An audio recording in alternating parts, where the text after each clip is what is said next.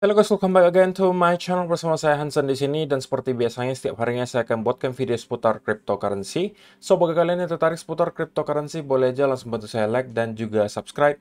Jangan lupa juga untuk hidupkan lonceng notifikasinya supaya kalian gak ketinggalan update baru seputar cryptocurrency. Oke, pada hari ini guys, kembali kita akan bahas seputaran Bitcoin, dan seperti biasa kita bakal mulai dari market cap terlebih dahulu. Per hari ini secara global market cap crypto berada di angka 801 billion dollar atau turun sekitar 1,38%. Nah, Bitcoin sendiri di angka 16.600-an, Ethereum 1.199, BNB 244, XRP 0,35, Dogecoin 0,07, Cardano 0,25, dan Polygon Matic berada di urutan ke-10 dengan harga 0,79 dolar. So, per hari ini kita melihat market rata-rata dalam keadaan merah, penurunannya ranging antara 0,sekian% hingga kurang lebih 4%. So, itu adalah outlook sementara dari beberapa top coin yang ada. Sekarang kita masuk dulu ke beberapa berita dan data terbaru hari ini.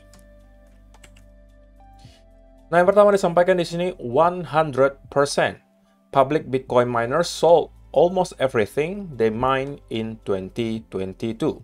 Jadi data yang terbaru menunjukkan guys bahwa semua penambang Bitcoin yang termasuk cukup besar itu sudah menjual semua Bitcoin yang mereka punyai yang berhasil mereka tambang di tahun 2022, indicating that approximately 40,300 of the 40,700 Bitcoin mined by Core Scientific, Riot, Bitfarms, CleanPark, dan seterusnya. Ini adalah list para penambang Bitcoin yang termasuk cukup besar. Totalnya mereka mampu menambang sebesar 40.700 Bitcoin guys, dari kurun waktu 1 Januari sampai 30 November. Dari 40.700 Bitcoin ini, 40.300-nya itu semua mereka jual. Ya, ini kembali memperkuat fakta bahwa memang terjadi kapitulasi di kalangan para penambang. Itulah yang biasanya terjadi ketika kita berada di area bottom bear market.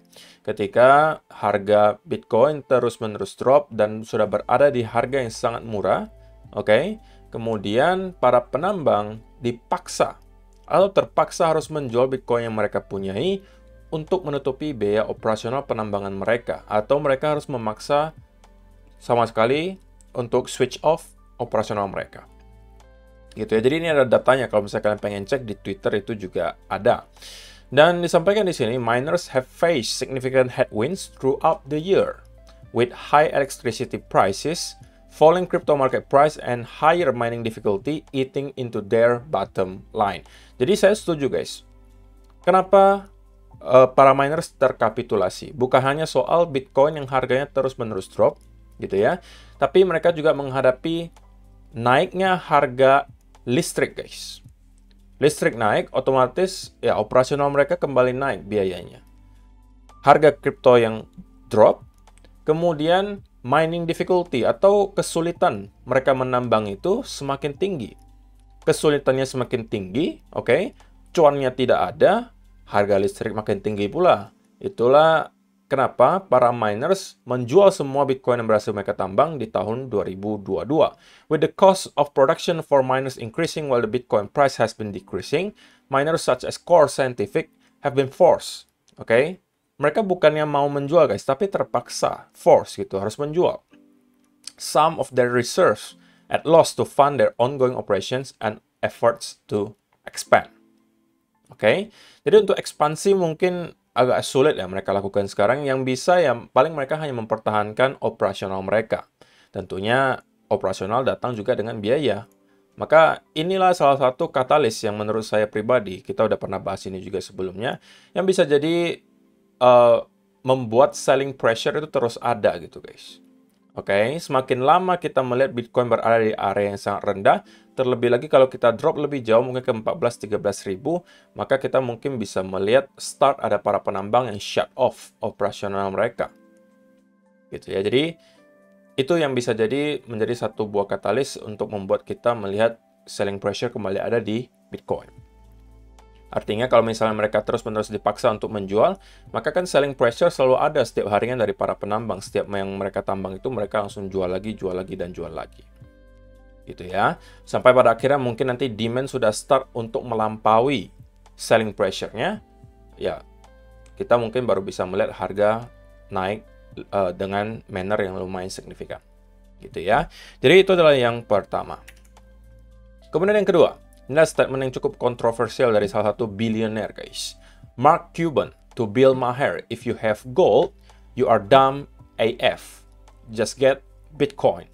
Jadi ini adalah debat di antara dua billionaire, guys. The billionaire owner of Dallas Mavericks confirmed to Cointelegraph that he practices what he preaches, stating he does not own any gold himself. Jadi Mark Cuban menyatakan dia nggak punya sama sekali emas, dia nggak punya gitu ya. Tapi kan kata orang emas itu adalah alat investasi yang paling aman, safe haven gitu kan, dan yang paling baik.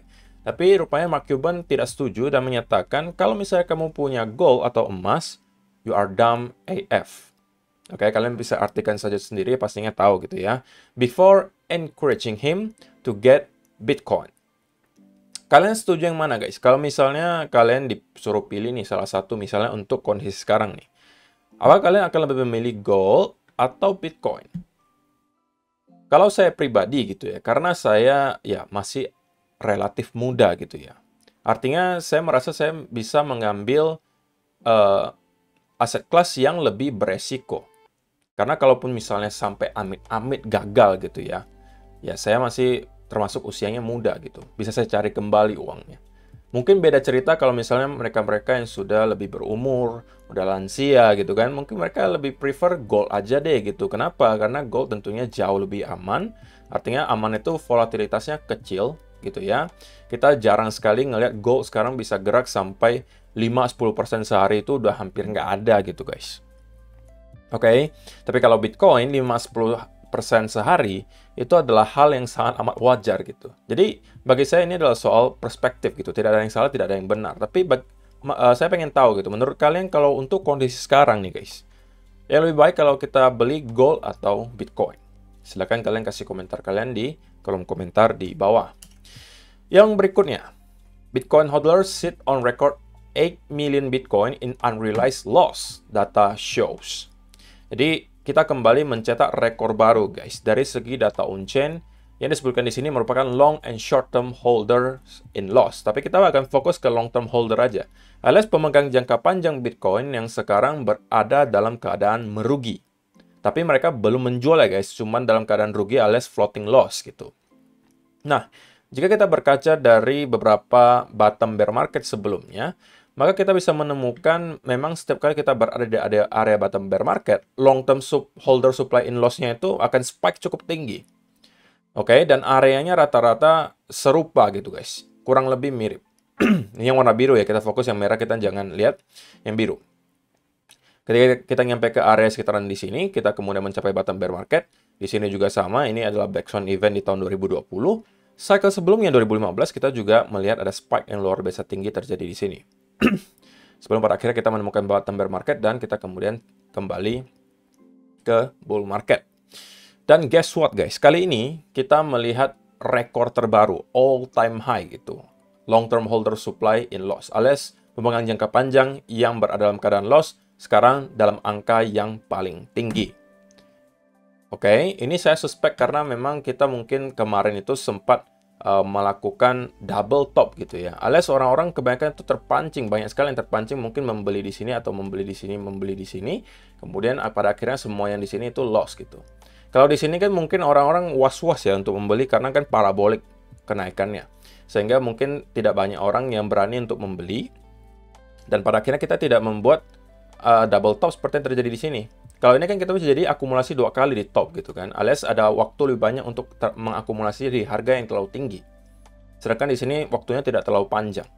Jadi itu yang saya suspek terjadi. Kenapa kita melihat juga long term holder supply in loss itu sekarang berada di all time high. Nah, tapi kalau misalnya sekali lagi kita berkaca ke sejarahnya, maka harusnya sekarang kita kalau secara data on-chain ini harusnya sudah dekat juga dengan area bottom bear market. Atau bahkan kita sudah di bottomnya, who knows gitu ya. Kita mungkin bisa menjawab pertanyaan tersebut dalam 3-4 tahun ke depan. Kita baru bisa katakan, oh rupanya bottomnya itu kemarin di sekitaran angka di sini. Kalau untuk sekarang semuanya hanya dalam bentuk spekulasi, tidak ada yang mampu menggaransi kalian di mana bottomnya. Itu perlu kalian ingat. Oke, so itu adalah beberapa data dan berita hari ini yang pengen saya sampaikan untuk kalian guys. Sekarang kita masuk ke chartnya Bitcoin dan saya pengen mulai dari 1 hour chart terlebih dahulu. Nah, untuk sementara kita melihat Bitcoin kembali terkoreksi dan menuju ke area support. Salah satu penyebabnya tidak lain dan tidak bukan adalah karena kita melihat juga stock market kemarin mengalami drop juga gitu ya. Di hari yang sama kita juga melihat Bitcoin melakukan hal yang sama. Tetapi sekali lagi bagi saya gitu ya, selama kita tidak mampu break di bawah area di sini, maka skenario yang dari kemarin saya sampaikan itu menurut saya masih akan bisa valid gitu ya. Kita bisa jadi akan membuat wave kedua lagi dari sini, oke. Dan dari sana kita mungkin baru akan mendapatkan drop berikutnya terjadi. Untuk sementara, kalau misalnya teman-teman yang nekat untuk high risk gitu ya, misalnya high risk banget memang hobinya, maka untuk sementara yang bisa kita lihat di time frame kecil adalah potensial apa nih guys? Ini adalah potensial double bottom tercipta. Oke, neckline-nya sebelah mana? Neckline-nya di sebelah sini. Oke, kalau kita mampu break kemudian consolidate di atas area tersebut, ini bisa jadi kalian consider sebagai salah satu setup untuk masuk ke market. Tapi kalau sebelum terkonfirmasi tentunya kalian jangan langsung masuk ya guys. Itu bukan agresif lagi, tapi itu tanpa setup berarti. Kalau agresif kalian bisa lakukan yang tadi saya sampaikan seperti itu gitu ya. Atau kalau misalnya kita tidak mampu break dari neckline di sini dan kemudian malah justru kembali terkoreksi dan membentuk pattern lain, katakanlah kita membuat inverse head and shoulder di sini. Nah, ini baru sekali lagi kita tunggu kita break dari neckline-nya, baru dari sana kita akan start untuk kembali masuk ke market. Gitu ya, dan menargetkan minimal lagi ke sekitaran area 17.000. Invalidasinya apa? Invalidasinya adalah kalau kita sudah mampu jebol di bawah area di sekitaran bagi saya amannya gitu ya di sekitaran area 16.400 kalau kita sudah closing di bawah area tersebut di 1 hour chart dan kemudian konsolidasi di sini, maka ini adalah pertanda bahwa kemungkinan besar kita akan at least gitu ya ngeretest lagi area low terakhir di sekitar 16.200. Kalau itu jebol, saya rasa kita akan langsung menuju ke sekitaran area low terakhir di 15.600 di sini. Oke, yang mudah-mudahan juga akan mampu menghasilkan bounce. Kalau tidak, maka kita akan membentuk lower low baru dan menuju ke lower price. Mungkin next targetnya ada di sekitaran area 14 sampai 12.000. Itu adalah range berikutnya yang menurut saya akan provide some major support. So, untuk sementara, saya sekali lagi masih merasa skenario yang dari kemarin saya sampaikan masih akan bisa valid gitu ya. So, sementara saya expect dia akan kembali ke sekitaran 17 ribuan, tapi tentunya dengan indikasi yang juga harus kita pantau gitu ya. Kalau misalnya kita membuat reversal pattern di sini, kita harus mampu break di atas neckline-nya, baru mungkin kalian bisa consider gitu ya, consider untuk masuk dan mencari setup. Kalau kalian merasa risk and reward-nya tidak memadai, jangan dipaksakan guys. Oke, kalau kalian merasa RR-nya tidak masuk dan kalian merasa ini terlalu high risk, ya jangan diambil. Ketika kalian menekan long atau short, kalian sudah harus siap dengan yang namanya loss. Kalau kalian tidak siap dan kalian mengatakan, wah, salah kok kemarin analisanya kok, berarti kalian tidak siap dengan yang namanya loss gitu ya. Kalau kalian tidak pernah siap dengan yang namanya loss, kalian harusnya tidak boleh trading. Karena kalau kalian trading, kalian tidak mungkin 100% win guys. Kalian nggak mungkin 100% profit, pasti akan ada kalanya kalian loss.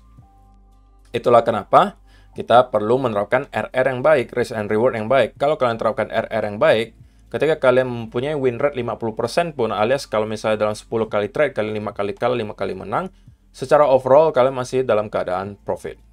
Gitu ya. Jadi, saya rasa itu aja sih yang perlu saya sampaikan untuk video hari ini guys. Semoga bermanfaat untuk kalian semua. Terima kasih yang sudah menonton sampai selesai. See you in the next video. Bye-bye.